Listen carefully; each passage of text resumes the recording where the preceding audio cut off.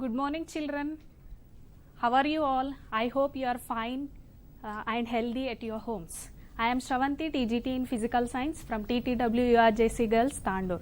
So today we are going to discuss an interesting topic in physical science. So let us start our topic. So before going to start the topic, let me show you one picture. So what can you find in this picture? You can find a picture of an old lady, old man, young lady, girl, boy, baby and a young man. So can you give a common name for this group? So I have a common name for this group. Let me show the name.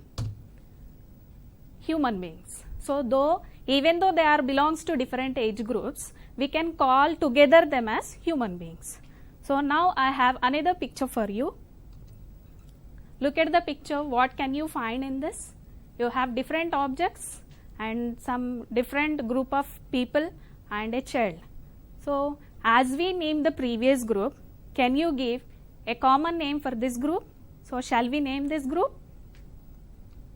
Matter. So I think you have guessed today's our topic, that is matter.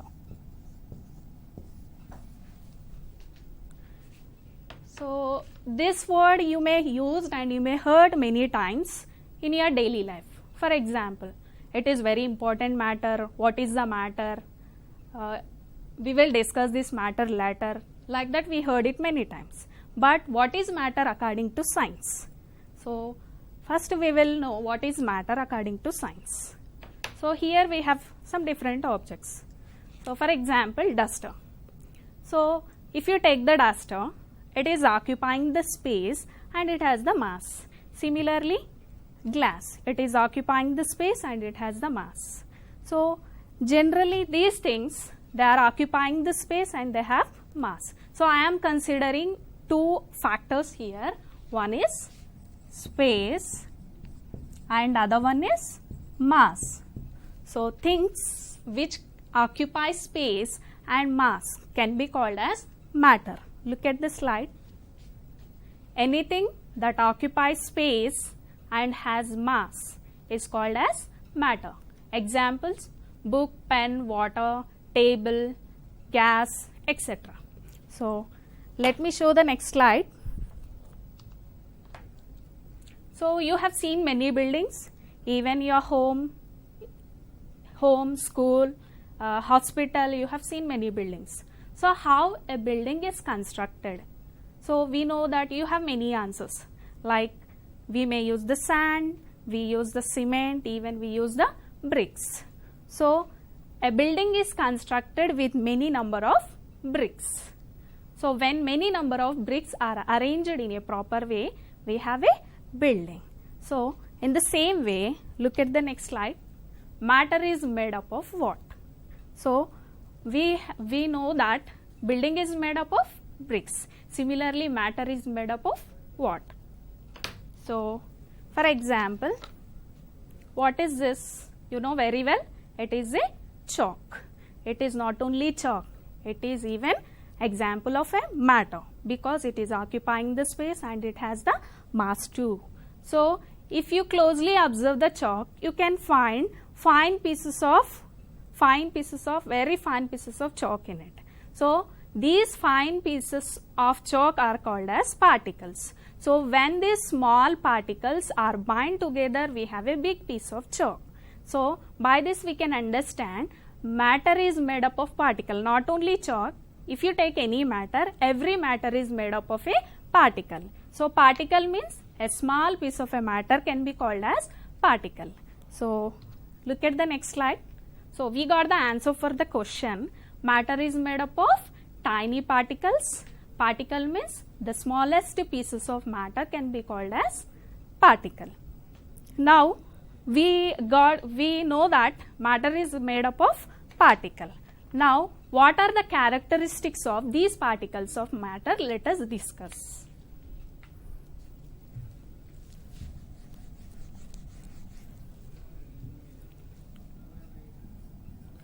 Now we are going to discuss characteristics of particles of matter. So we will do a small activity for this. For this activity, I am taking a glass of water.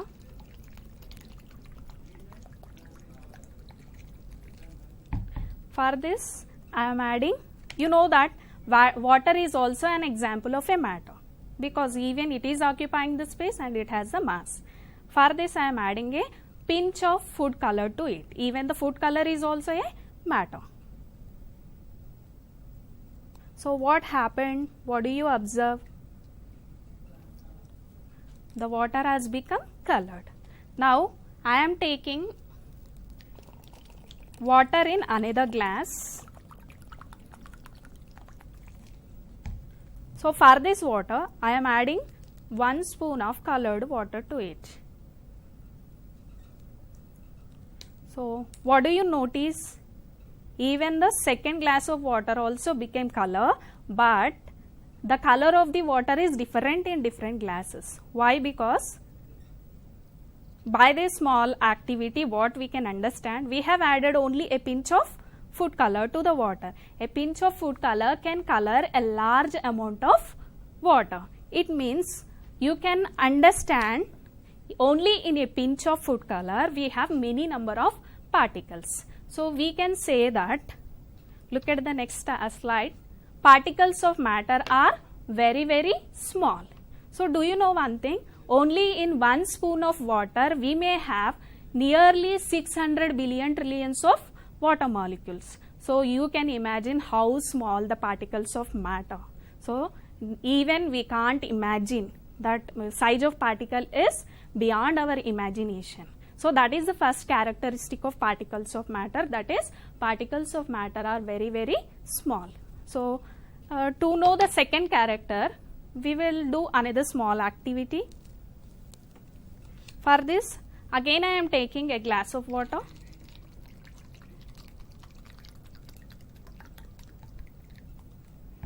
So for this, I am adding salt, some salt to it. Even salt is also a matter.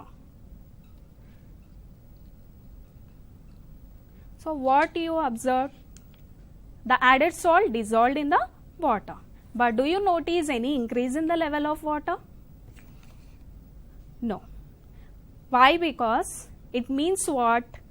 In between the particles of water, there are some gaps. Those gaps are filled by the particles of salt. So by this we can understand particles of matter have space between them. Look at the next slide. Particles of matter have space between them. So let us move to the next characteristic of particles of matter. So for this, again I am taking the glass of water. As we done in the previous activity, I am adding a little food color to it. So you can observe slowly the color of the powder is spreading throughout the water. It means the particles of fine powder are moving. Similarly, one more thing. So I think you know it. It is a perfume. So when we spray the perfume, the smell may reach the person who is sitting in another room. So can you guess how the smell of perfume is reaching from here to the next room? And just now you have seen the particles movement in the water. So by these two small activities we can understand that particles of matter are continuously moving. Look at the next slide. Particles of matter are continuously moving. Even we have example of incense stick also. The smell of incense stick can reach the next room because the particles of matter are continuously moving. Next, we will go to the next characteristic. So we have already discussed chalk is an example of a matter. So the shape of chalk is fixed if you observe. Why? Because the particles in the chalk, they bind together due to the forces of attractions between them. So not only this, some matters have not all matters, some matters have definite shape because the particles have forces of attractions between them. Due to that forces of attractions, they have got definite and fixed shape. So that is the fourth characteristic of particles of matter.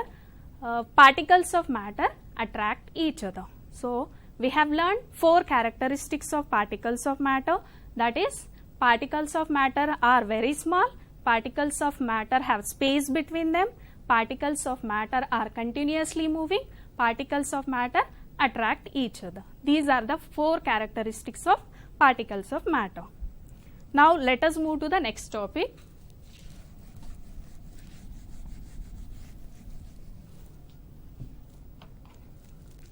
That is states of matter. Maybe in your childhood you learned states of matter. Once again we will revise. So here we have many objects. I am taking three examples. So duster, the water in the glass, and the gas inside the balloon. So are you thinking these three are the matters? Yes, obviously. Why? Because these three are occupying the space and they have the mass. So even though they belongs to the same category of matter, they have individual differences. Based on these differences, we can say that matter exists mainly in three states. Those are solids, liquids, and gases. Look at the next slide. Examples of solids: ball, chair, rock, diamond, etc. Examples of liquids: oil, water, milk, coffee, etc. Examples of gases: gas in the cylinder, smoke, gas in the balloon, etc. So along with these three states of matter, there exists the fourth fundamental state of matter, that is plasma. Maybe this state is new to you, you did not hear, I think. So this plasma state, we won't find it more. Look at the next slide. Plasma is the fourth fundamental state of matter. The examples of this state are solar wind, fluorescent light, and lightning. But we won't discuss about this state more. Why? Because we won't find it more. So now we are going to deal only with these three states of matter, that is solid, liquid, and gas. So let us know what are the differences between the solids, liquids, and gases, main differences. So first, now we are going to know the differences. First difference, already we discussed that every matter is made up of particles. So how these particles are arranged in solids, liquids, and gases? The arrangement of particles in solids, liquids is not same, it is different. So how they are arranged? So in solids, if you take, these are the particles are arranged very close to each other. The space between the particles is very less. So space is less between the particles. And in case of liquids, there exists a space between the particles. When compared to the solids, the space is more. So more space than solid particles. And in case of gases,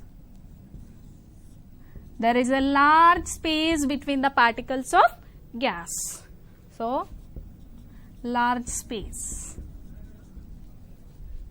And second difference. So to discuss the second difference, let me show one picture. So look at the picture. So don't think them as human beings or hands. Think the first picture is of particles of solids, second picture is of particles of liquids, and third picture is of particles of gas. So if you want to break bonds between the particles, in which particles you can break the bond easily? Yes, you are right. We can break the bonds between the particles of gases easily, because the bonds between the particles is weak because of less attractions. As they are very far away from each other, the bond between the particles is weak because of very weak attractions between them. So we can say that in gases, forces of attractions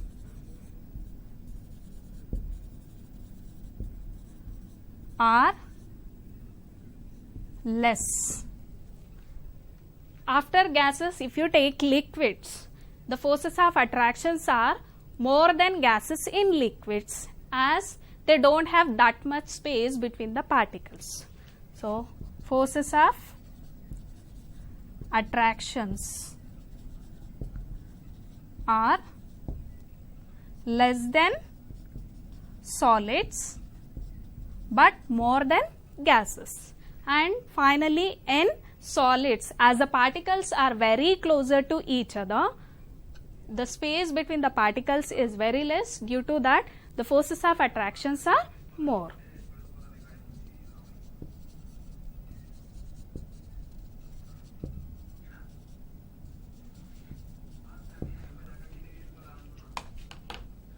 So these are the two differences. Next we will discuss the third difference.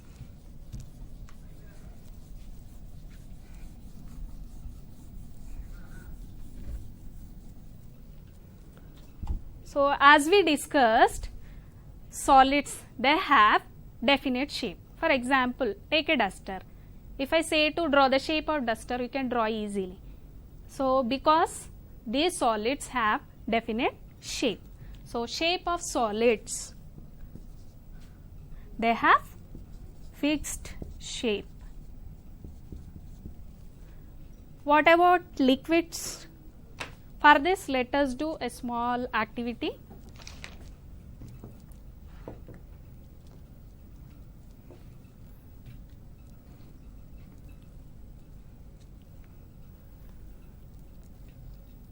So we have two glass jars here.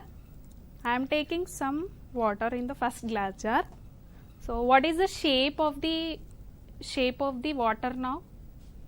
We will get some shape like this. Now the same water I am pouring in next jar. What is the shape now? You have some shape like this.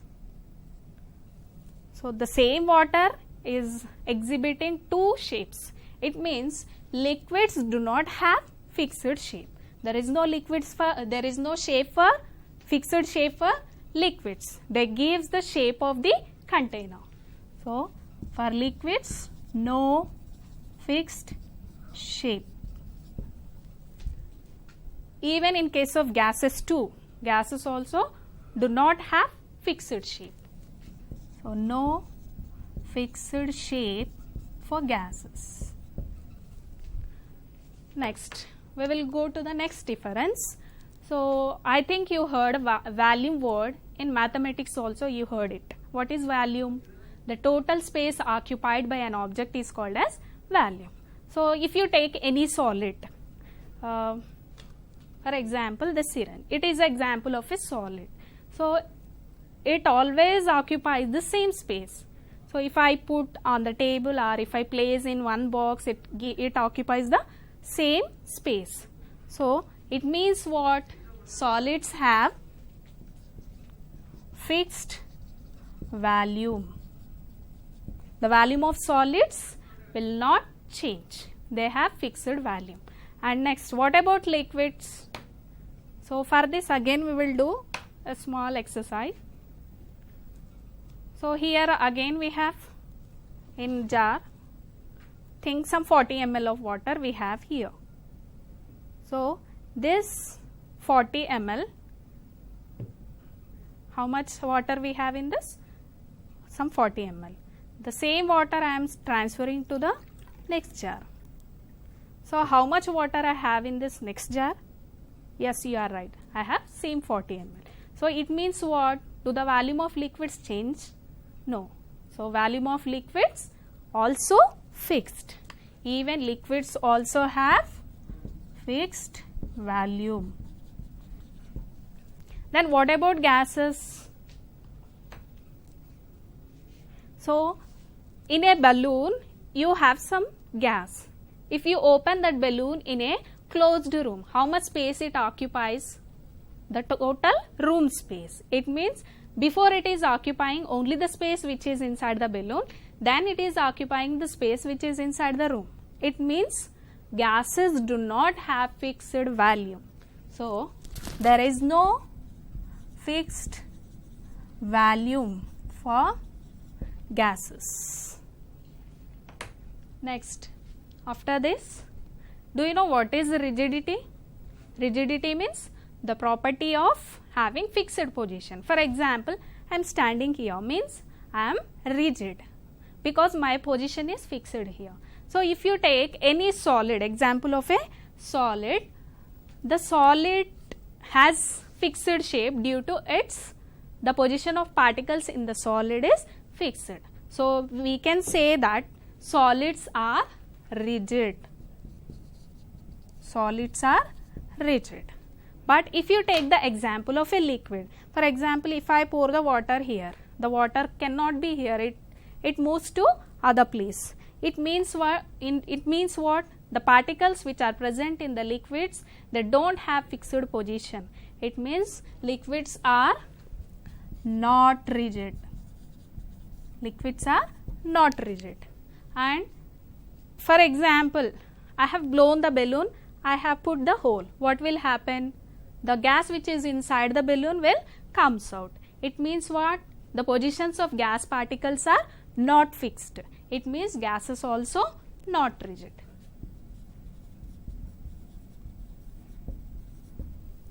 And next, do you know what is compressibility? Maybe you heard it. Compressibility means the property of reducing the volume or size. So for example, if you take any solid, for example this table, if I press it, will it compress? No, because solids have least compressibility. For example, I have some chalk, some powder in this syringe. It means it is solid. It exists in the solid state. If I try to compress it, it is very difficult to compress it. It shows what? Solids are least compressible. Solids are less compressible. And if you take liquids, for example, I have some water in the syringe. I can able to compress it up to some extent. So when we compare with the solids, liquids are compressible than the solids. So can be compressible. And next, what about gases? So I have here one empty syringe. It means this empty place shows it has gas inside of it. So if I compress it, I can able to compress up to a large amount. It means solids are most compressible. Sorry, liquids, gases are most compressible.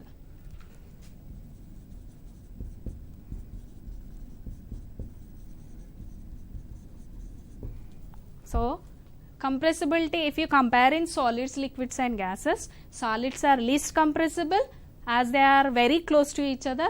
Liquids are compressible to up to some extent and gases are most compressible as the space between the particles is more. And orally, what are the differences between solids, liquids and gases? Once again we will revise. Let us see the next slide. So in solid, the space between the particles is very less. In liquids, the space is more than solids. In gases, there is a large space between the particles. In solids, the forces of attractions are more. In liquids, the forces of attractions are lesser than solids. In gases, the forces of attractions are very less.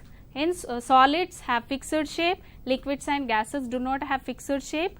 The volume of solids and liquids is fixed, but gases volume is not fixed, and solids are rigid, liquids and gases are not rigid, and solids are least compressible, liquids can be compressible, gases are most compressible. So these are the main differences between solids, liquids and gases. Now I have a project work for you.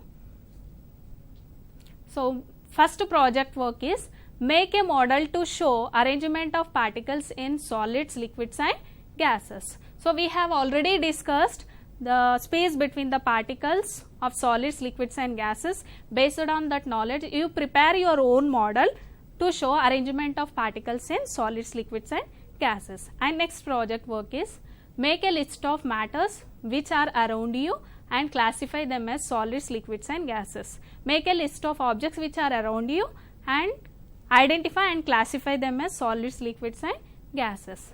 I hope you understood. So once again, what we discussed in today's topic, we have learnt what is matter, matter is made up of what are the characteristics of particles of matter, what are the states of matter and what are the main differences between solids, liquids and gases. So I hope you understood. So thank you children, have a nice day, and finally stay home, stay safe, and also equally manage your studies, don't neglect your studies.